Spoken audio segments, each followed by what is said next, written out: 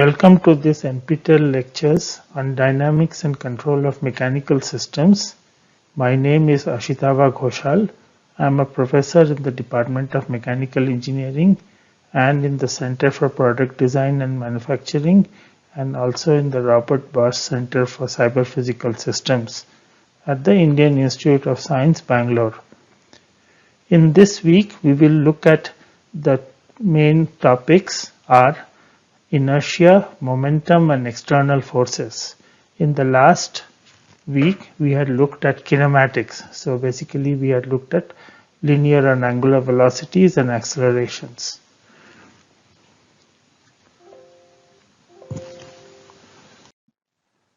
In the first lecture, we'll look at mass and inertia of a rigid body in 3D space. In the second lecture, we'll look at external forces and moments which could be acting on a rigid body or a system of rigid bodies. And in the last lecture in this week, we'll look at angular momentum and we'll see how angular momentum is involved in spinning tops and gyroscopes. So first lecture, mass and inertia of a rigid body. A quick recap. In kinematics of a single rigid body and multi-body mechanical systems, we looked at the linear velocity from the derivative of the position vector of a point on the rigid body. We also looked at the angular velocity, and it was derived from two skew symmetric matrices. One was R dot R transpose and from R transpose R dot, where R is a rotation matrix which describes a rigid body B in a reference coordinate system A. And from this angular velocity, we could also look at angular and linear accelerations, and these were basically derivatives of the linear and angular velocity. In serial and parallel chains, we derived propagation formulas for velocities of rigid bodies in a serial chain. For parallel chains, I showed you that there are no clear free end and there are loops in a parallel system. So hence it is not possible to obtain propagation formulas. So propagation formulas, if you recall, are nothing but we give the velocity of one link and we go to the next link and find the linear and angular velocity and linear and angular acceleration with respect to the previous link, and so on. So we start from a fixed base. Clearly the linear and angular velocity are 0 for the fixed base, and then we have joints connecting to the first link, and then we can find the linear and angular velocity of the first link. Then based on the propagation formula, we can go to the second link and so on, and all the way to the free end in a serial chain. Whereas in a parallel system, there is no such clear fixed base and a free end because there are loops. You can start from one fixed body, go through some chains, go through some rigid bodies and joints, and come back to the fixed base. So in such cases, we go back to our basic definition of linear and angular velocity.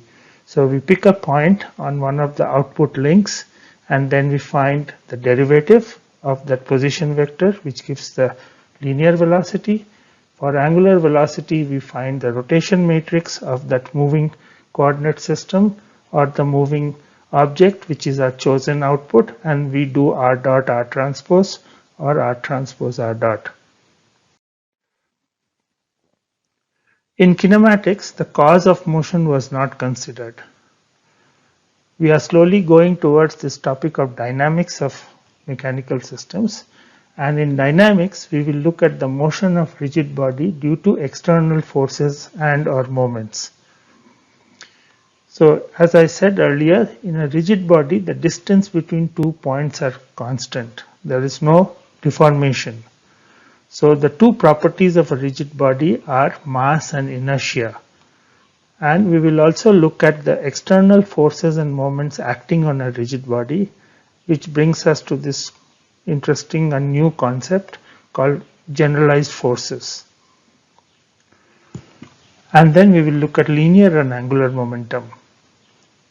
And as an example, as an application of angular momentum, we will look at a spinning top and gyroscope. So let's look at mass of a rigid body. So this figure shows a reference coordinate system. As usual, it is XA, unit vector XA, YA and ZA with an origin OA. And what I have shown here are particles. Each particle has a mass mi, and it is located from this origin of this reference coordinate system by a vector ARI. Okay, so in a rigid body, so the distance between two particles, let's say this kth and the lth particle, and the distance is dkl, it is nothing but the Euclidean distance. So x2 minus x1 whole square plus y2 minus y1 whole square and z2 minus z1 whole square, and the square root of that, that is the distance between these two particles. They remain same. They don't change. So a particle or a point in 3D space is described by a vector with respect to a reference coordinate system.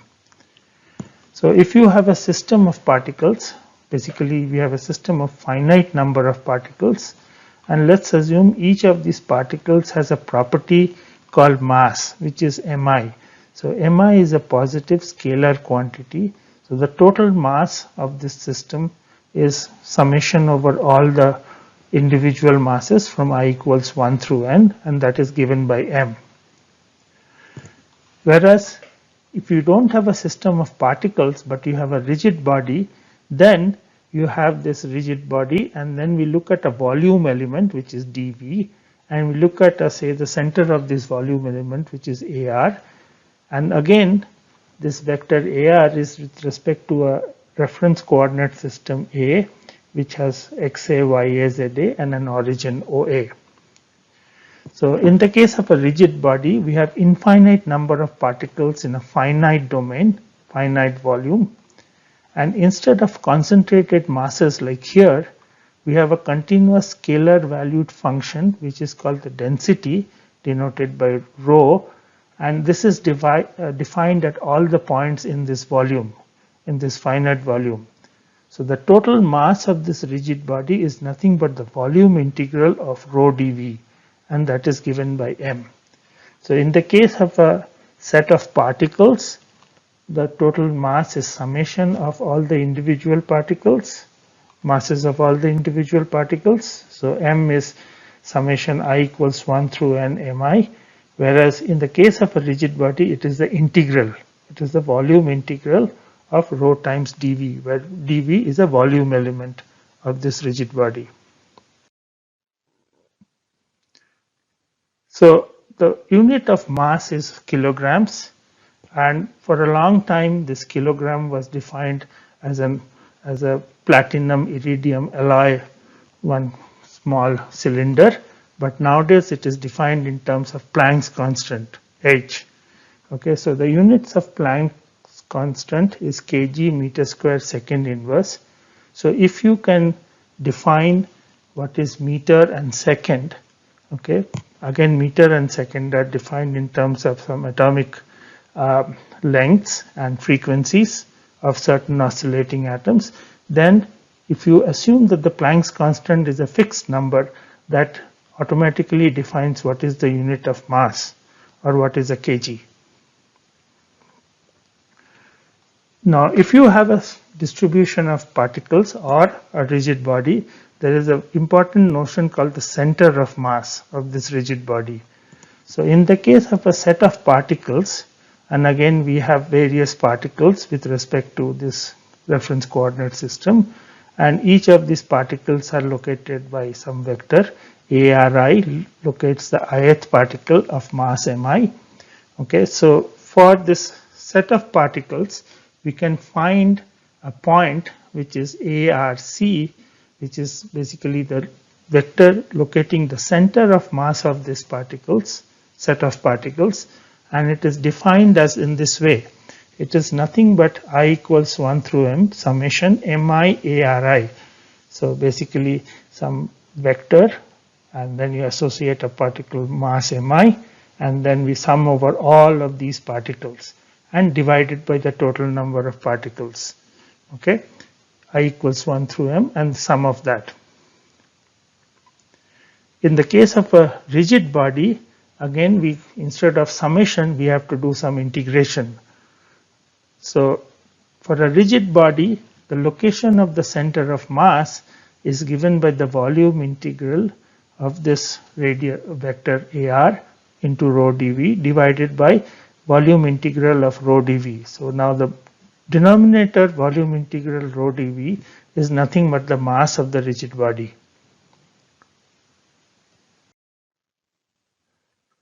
So just the mass itself is not enough. We also have this notion of distribution of a mass of a rigid body. Okay, and that is what is called as inertia. So the inertia is given in this form. So I have a rigid body, and let's pick a point on this rigid body which is at x, y, z. There is a small volume element dv at that point. So what we want to do is we want to integrate this AR and rho dV over this volume with a minus sign. Okay, now this AR is a skew symmetric matrix which we have discussed earlier. Okay, so this AR is nothing, AR into AR is nothing but y square plus z square minus xy minus xz minus yx x square plus z square minus yz minus zx minus zy and x square plus y square. So AR is a skew symmetric matrix with diagonals as 0 and then z minus y and so on, just like what we had discussed earlier. Okay, so from the skew symmetric matrix AR, if you multiply both of these two matrices with a minus sign, you will get this matrix in terms of x, y, z. So the elements of this matrix in I around the center of mass, and again with respect to a reference coordinate system A, is given by these elements. So we have Ixx, which is nothing but volume integral of y square plus z square rho dV. Ixy is minus xy rho dV volume integral. Ixz is minus vxz rho dV. Iyy is x square plus z square rho dV, again volume integral, and Iyz is minus volume integral yz rho dV, and Izz is volume integral x square plus y square rho dV. Okay, so this inertia matrix tells you how the mass is distributed in 3D space. Okay, so in certain directions, if the mass is more, then some of the elements of the inertia matrix will be more than the others. Okay, so intuitively, what is Ixx? It is how the mass is distributed, in some sense about this x-axis. Okay, likewise, Ixy is of inertia matrix in which tells you of this element of this inertia matrix tells you how the mass is distributed in some other plane. So how do we calculate this inertia matrix? So for simple examples like a cuboid or a disk or a sphere, these are available in all textbooks. So you don't have to actually do all the integrations. Okay, these are well known, well studied, and they are available in textbooks. So for most common shapes, moment of inertia is available in the appendix of some mechanics textbooks. So for example, if you have a box of sides A, B, and C, okay, Ixx is nothing but m by 12 b square plus c square. Iyy is m by 12 a square plus c square. Izz is m by 12 a square plus b square. What is m? M is the mass of this box. Okay, so for a thin disk like this, where the disk is in the xy plane and the normal to the disk is z, okay, so Ixx and Iyy are m by 4 r square, where r is the radius of this disk, and Izz is m by 2 r square. Similarly, for a sphere of mass m and radius r, all the three moments of inertia are exactly same, which is 2 by 5 mr square. Inertia of complex shapes, on the other hand, is not obvious how to find. There are two main techniques which are used to obtain the inertia of complex shapes, which we will see a little later. Okay, but basic idea is you divide this complex shape into simple shapes whose moment of inertia about the center of mass is known. So I have a very complicated shape. I can always discretize that complicated shapes into small cuboids. Okay, often a tetrahedron is also used. And then we will use what is called as the parallel axis theorem. So as an example of another inertia of a object from textbook, this is a very well-known engineering cross section. This is called the I-beam. Okay, so there is one thicker portion here, there is a thin portion here, and then there is another flat portion here. So if this dimension is a, this is t, and this is a, and this height is h, then Ixx is given by th cubed by 12, okay, plus some 2 into something. Similarly, Iyy is given by this. So Izz depends on how much is the length of this I-beam into the page. So this is a very well-known cross section which is used in many mechanics and in structures, because there are some nice properties of this beam, that the deflection and bending and stresses are in some desired way. So let's look at this inertia matrix in a little bit more detail. First thing to remember is this inertia matrix is symmetric and positive definite. Basically, the eigenvalues of that inertia matrix with Ixx, Iyy, Izz, and all the cross moments, which is Ixy and so on, the eigenvalues of this matrix are always real and positive. Okay, and if you have a matrix whose eigenvalues are real and positive, you can get 3 positive eigenvalues. Okay, so these are called the principal moments of inertia. And for each of these eigenvalues, I can find an eigenvector, and these are called the principal axis. So if you have this rigid body, and if you have a reference coordinate system xa, ya, za, and if you have another coordinate system xb, yb, zb, which is rotated with respect to the a coordinate system, and both of them are located at the center of mass, then I can show that the inertia matrix in the A coordinate system is related to the inertia matrix in the B coordinate system by this formula. So AI is nothing but ABR into BI into ABR transpose. So this is a typical form when matrices are converted from one coordinate system to another rotated coordinate system.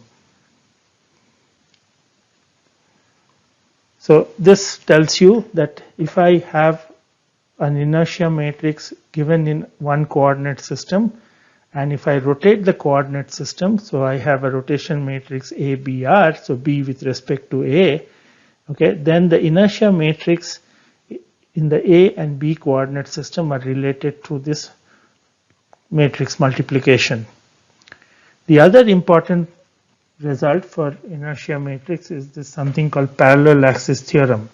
So what it says is, it is the relationship between this matrix in the A coordinate system about the center of mass, okay, and another coordinate system B, which is parallel to A, but the origin is translated by a vector AD. So I have a rigid body, I have a reference coordinate system or a coordinate system A, which is fixed at the center of mass. I have another coordinate system which is translated by a vector AD, and this is the B coordinate system, and translated with respect to the center of mass. This is important. This B coordinate system is not with respect to some other coordinate system which is not at the center of mass. Okay, so if I write this vector AD as a skew symmetric matrix, again skew symmetric matrix is a very useful tool. So zeros in the diagonal, and in off diagonals you have Aij is minus Aji. Okay, so the matrix, inertia matrix in the B coordinate system can be written as the inertia matrix in the A coordinate system minus m into this AD square, where AD is the skew symmetric matrix. And what is minus AD square? It is this quantity here. Okay, so you can see the terms in the diagonals are dy square plus dz square, and dx square plus dz square, and dy square plus dz square. So basically, if I have a inertia matrix of a rigid body given in some coordinate system, and then if I translate it, then I can find the inertia matrix of that body in this translated coordinate system. Okay, and so we are always going to go from the center of mass to some other point. Okay, we can do it in the other direction also. So if I know what is this, I can translate it back to the center of mass. Basically, I can use this expression to find the elements of an inertia matrix between two coordinate systems which are translated from the center of mass. So let's look at an example. So what we have is a cylinder, okay, of mass m, and its center of mass is translated from some axis of rotation by this distance d0. In addition, the axis of this cylinder is inclined to this rotation axis by theta.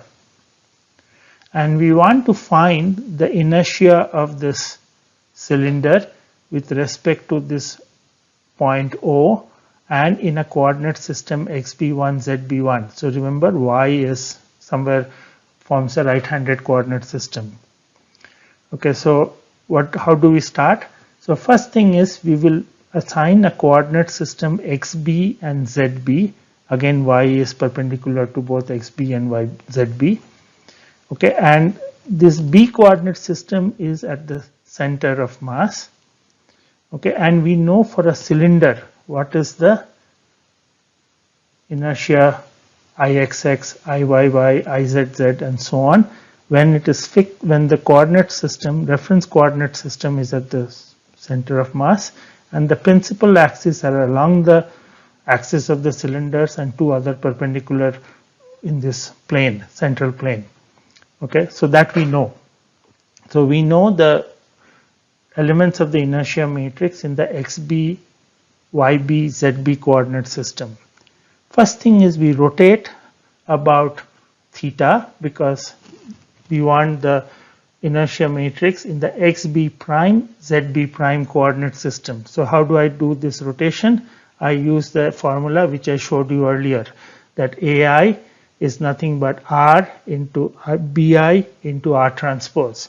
So we use this formula of pre-multiplying and post-multiplying by rotation matrices. So do we know what is the rotation matrix of xb, yb, zb with and xb prime, zb prime, yb prime? Yes, because it is just a rotation of the about the y-axis by some angle theta. Then we translate this xb prime, yb prime, zb prime to this xb1, zb1. So this is the parallel axis theorem. Okay, so if you do these two steps, one is rotation and then one by parallel axis, then we can find the inertia matrix with respect to the rotation axis. So these are the steps which we need to do. So the inertia matrix in the B coordinate system is available in textbooks. So it is some m by 12 3r square plus h square, where h is the length of the cylinder and r is the radius. Okay, so this is well known. This can be obtained from any textbook. Iyy is same as Ixx, but Izz is mr square by 2. So once we have found the inertia matrix, so as I had indicated, I want to find it in the B prime coordinate system. So basically we have to do the inertia matrix in the B prime coordinate system is nothing but some rotation matrix into this given rotation matrix into the rotation matrix transpose. And as I said, this rotation is nothing but rotation about the y axis. So hence the rotation matrix is cos theta 0 sin theta 0 1 0 minus sin theta 0 cos theta. Okay, so that is a standard rotation about the y-axis. Then we go from O to B1 by using this parallel axis theorem, which is that the inertia matrix is related by this inertia matrix into B prime Ig minus MD, this Q-symmetric matrix square, where D is D00, 0. Okay, so hence B1 inertia matrix at the point O is given by B prime Ig plus M into this D0 square, D0 square. So there is no X component because it is moving in this vertical direction. Hence we can do all this work and then we can show that the B1 I0, basically the inertia matrix at O in the B1 coordinate system. B1, remember, the coordinate system is aligned with the rotation axis, is nothing but m by 12, and we can find out one term which is 3r square sine square theta plus h square cos square theta. Okay, and then similarly the Iyy is 3r square plus h square plus 12d0 square. Izz is this, and now we have an Ixz component also, which is 3r square minus h square cos theta sine theta. Okay, it's a symmetric matrix, so the 1 3 1 element is also the same as 1 3 element. Okay, so hence D is dx dy dz. The skew symmetric matrix corresponding to D is 0 on the diagonals. This is minus dz, this is dy minus dx, and then this is plus dz minus dy dx. So this is the standard skew symmetric matrix which we have used earlier. We have used it for omega, we have used it for position vector and various other places.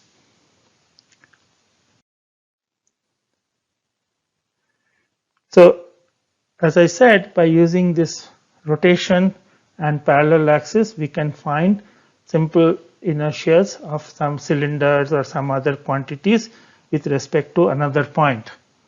Okay, and rotation also can be taken into account. But there are many other complex shapes. So for example, we can have a very complicated shape obtained from a CAD drawing, and I will show you some examples. So how do I find the inertia matrix for a complicated object which I draw using some CAD software? The basic idea is, again, we subdivide into simple shapes such as cubes.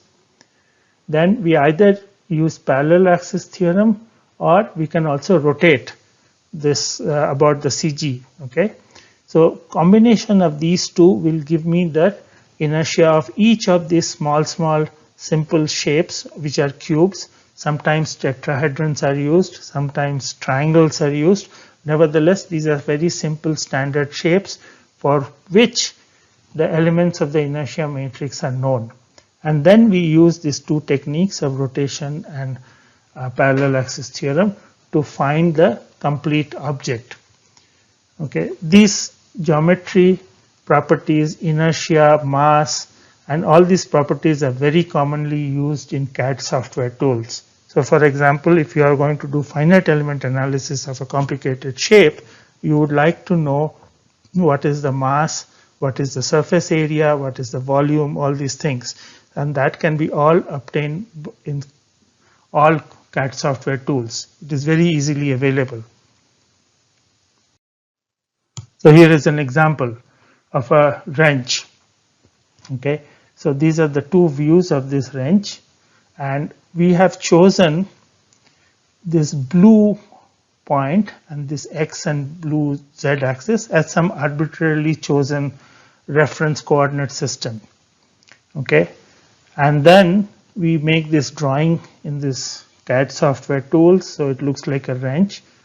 Okay, and then you can give it to this software and tell that this is a material whose density is 7858 kilograms per cubic meter. So it's basically some kind of steel. and it will tell you what is the mass of this. So how did it find out the mass? It made small volume elements and it integrated over this, or actually it made small mass elements and it did rho into dV integral volume, and then it found the mass. The volume is some 1.4 e minus 5 cubic meters, and it can also find the surface area. So once you have this, then you can ask it to obtain what is the center of mass and what are the inertia matrix elements. So once you say what is, it can find the center of mass by again using the formula of whatever we did. So it is integral volume into some R into dV divided by total mass. Okay, so the center of mass is x equals minus 0062, y is 00014, z is 00023. These are all in meters.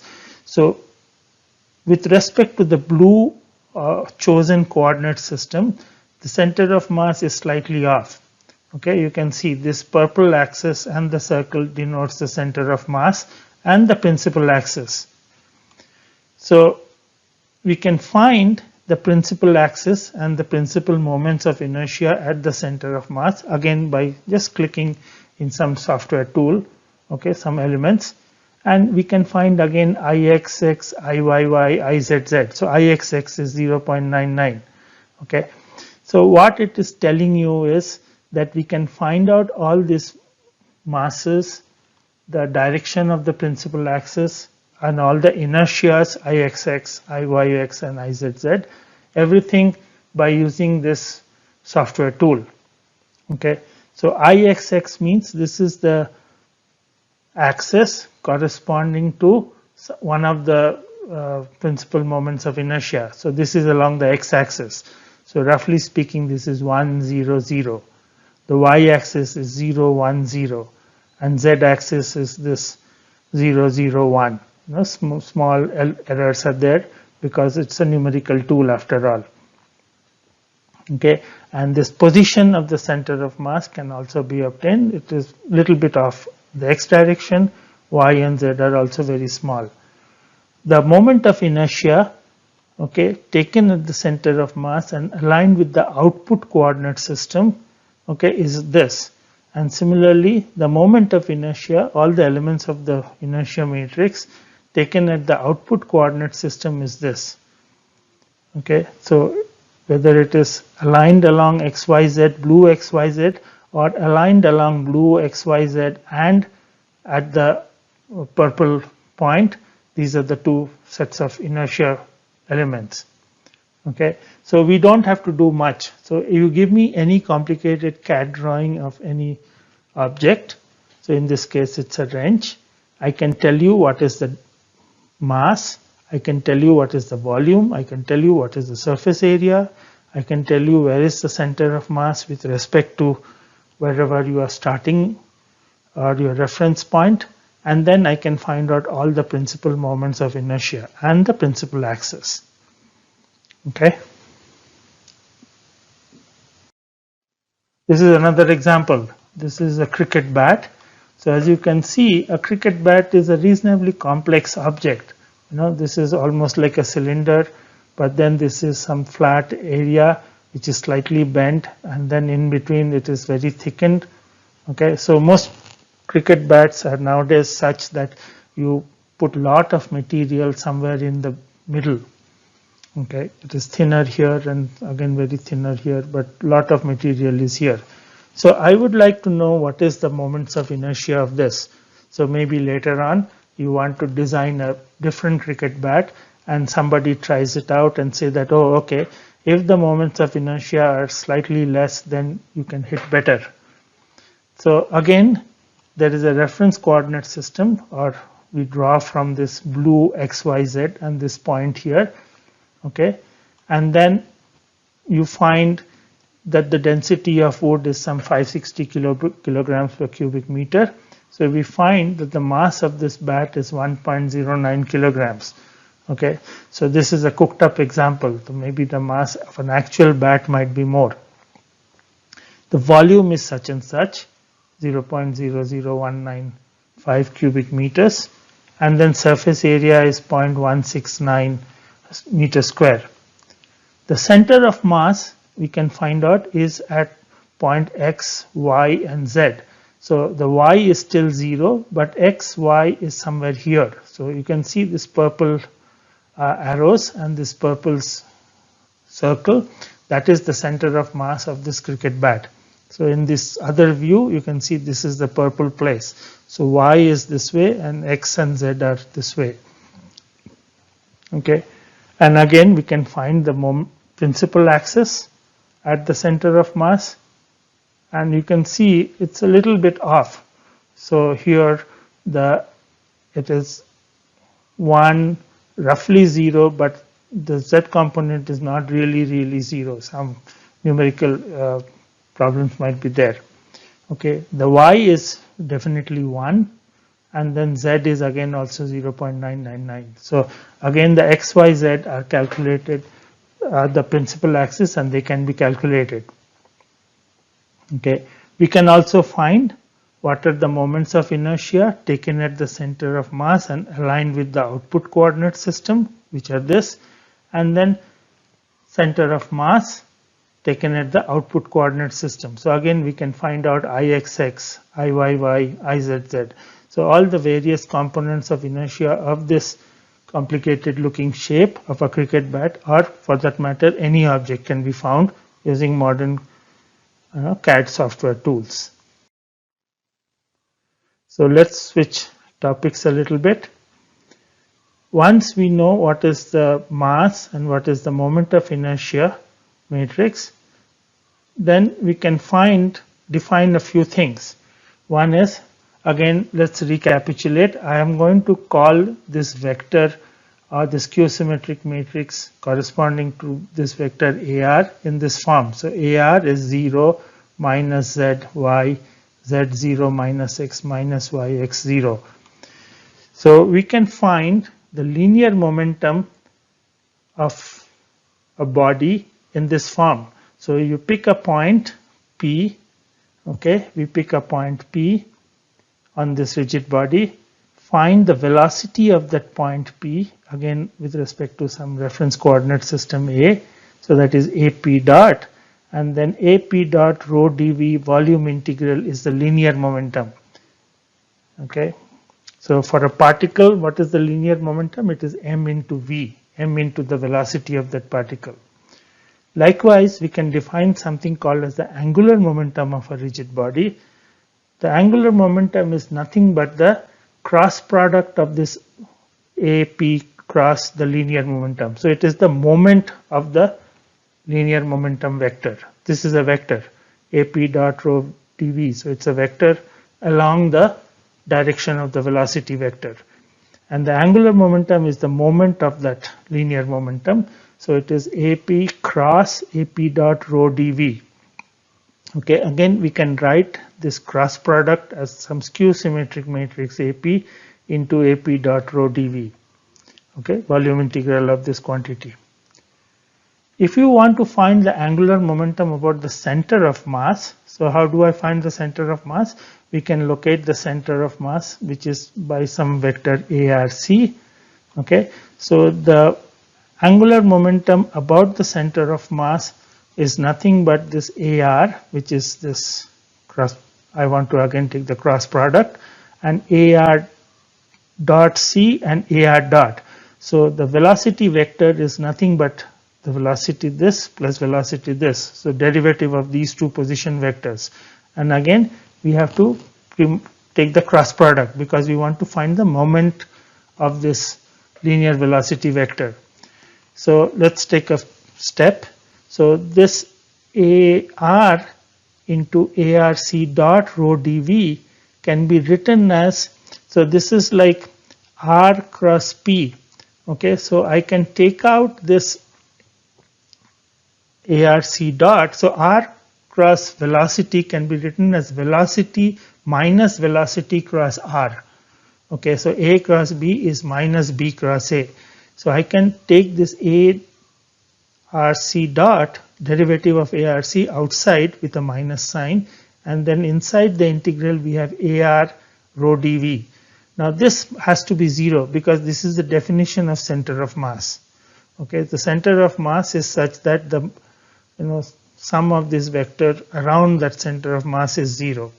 So what this tells you is that I can simplify this expression.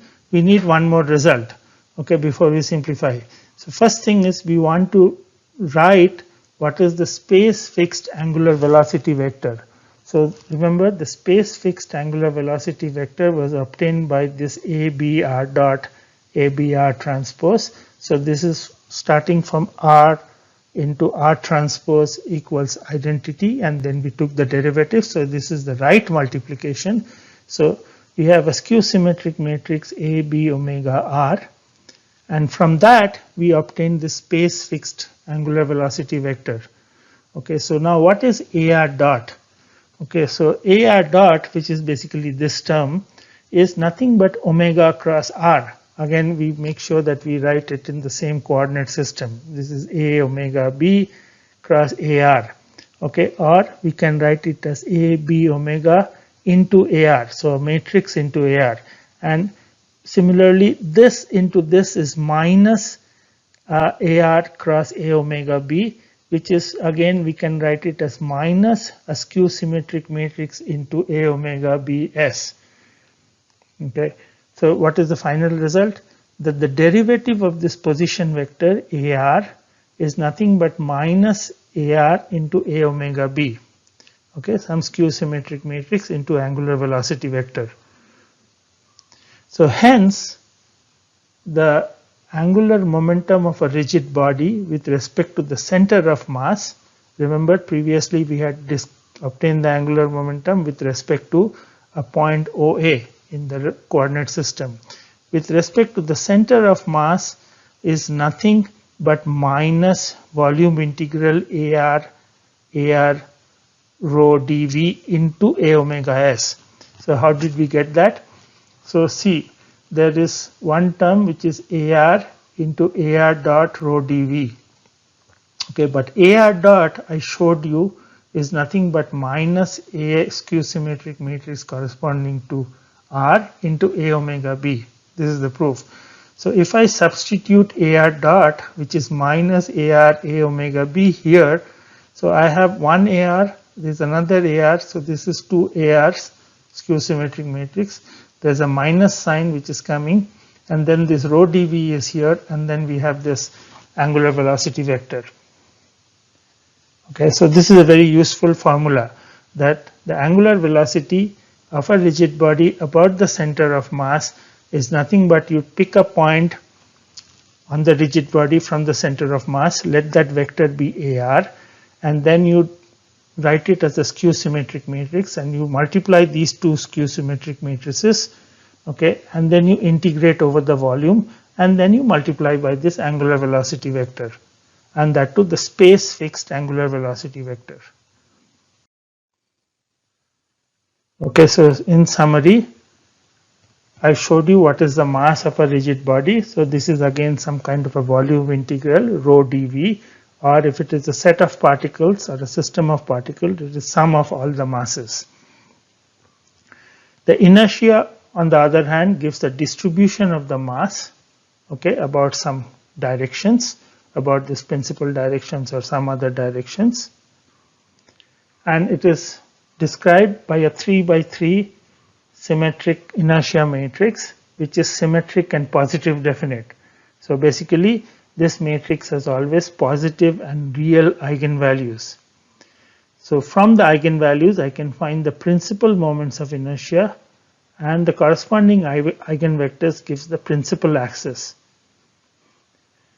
The inertia matrix transforms like a tensor. So what do we mean? If I want to write the inertia matrix in another coordinate system, such that the rotation matrix between A and B coordinate system is given by ABR, then we have to do ABR into the inertia matrix into ABR transpose.